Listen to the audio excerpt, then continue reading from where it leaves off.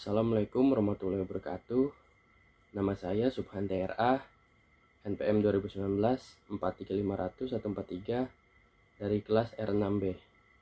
Dan di video ini saya akan menjelaskan tugas dari mata kuliah Akhlak dan Etika dengan tema Hari Raya Idul Fitri, mengenai definisinya, tata caranya, hukum-hukumnya, dan keutamaannya.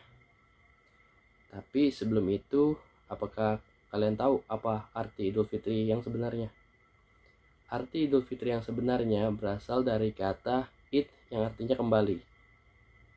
Sedangkan fitri diartikan sebagai suci, bersih dari segala dosa, kesalahan, serta keburukan.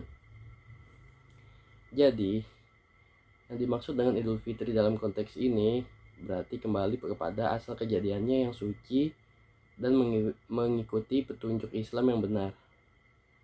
Bagi umat Islam yang telah lulus melaksanakan ibadah puasa di bulan Ramadan akan diampuni dosanya sehingga menjadi suci kembali seperti bayi yang baru dilahirkan dari kandungan ibunya. Lantas, bagaimana Rasulullah SAW merayakan Idul Fitri? Pada hari raya, baik itu Idul Fitri maupun Idul Adha, Rasulullah SAW selalu mengenakan pakaian terbaiknya dan menggunakan minyak wangi.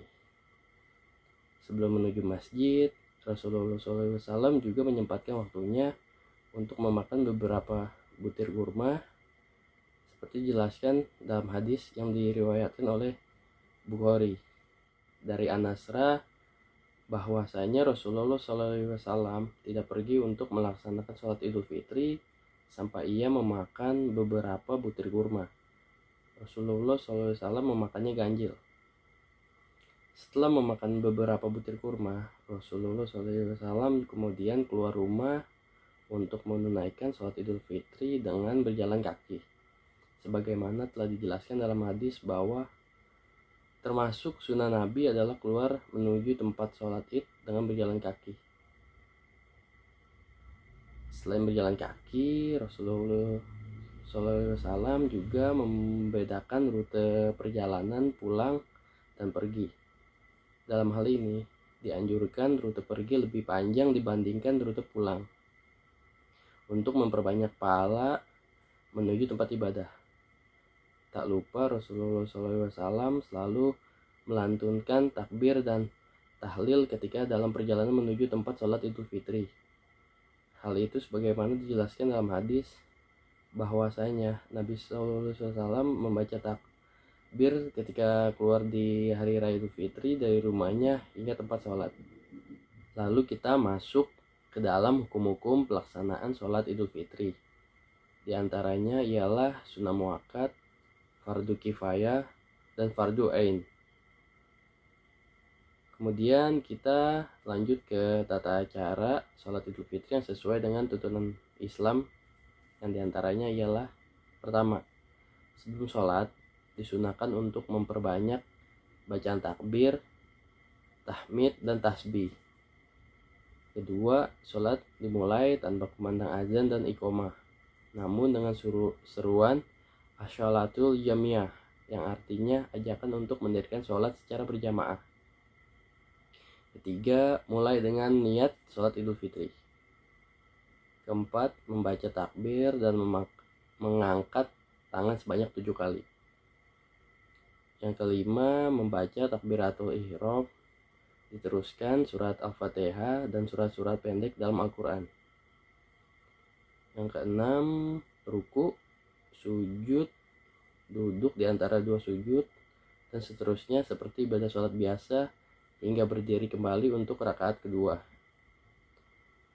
7. Pada rakaat kedua, bacalah takbir dan mengangkat tangan sebanyak 5 kali. 8. Membaca Al-Fatihah dan diteruskan surat-surat pendek dalam Al-Quran. Dan yang terakhir, ruku, sujud, duduk di antara 2 sujud, duduk tahiyat akhir, kemudian salam. Lalu yang terakhir yaitu keutamaan pada hari raya Idul Fitri, yang dimana hari raya Idul Fitri tidak hanya sebuah momentum atas kemenangan menahan diri dari makan, minum, dan nafsu, serta menjauhi diri dari berbagai pekerjaan yang bisa mencederai pahala puasa.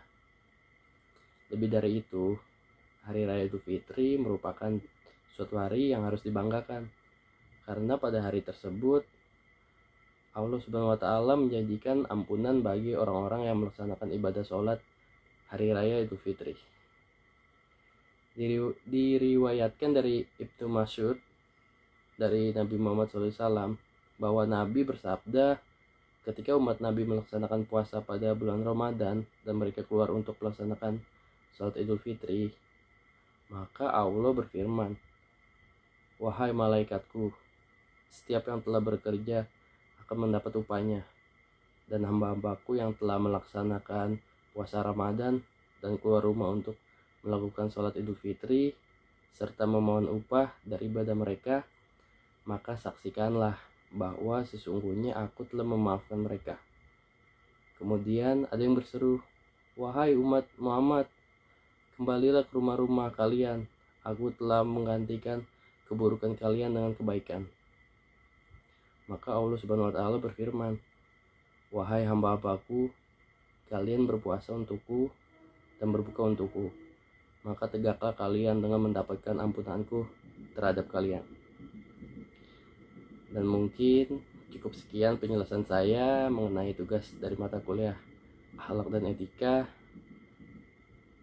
dengan tema Idul Fitri, mengenai definisinya, hukum-hukumnya, tata caranya, dan keutamaannya. Kurang lebihnya mohon maaf jika ada salah kata atau salah penafsiran. Wassalamualaikum warahmatullahi wabarakatuh.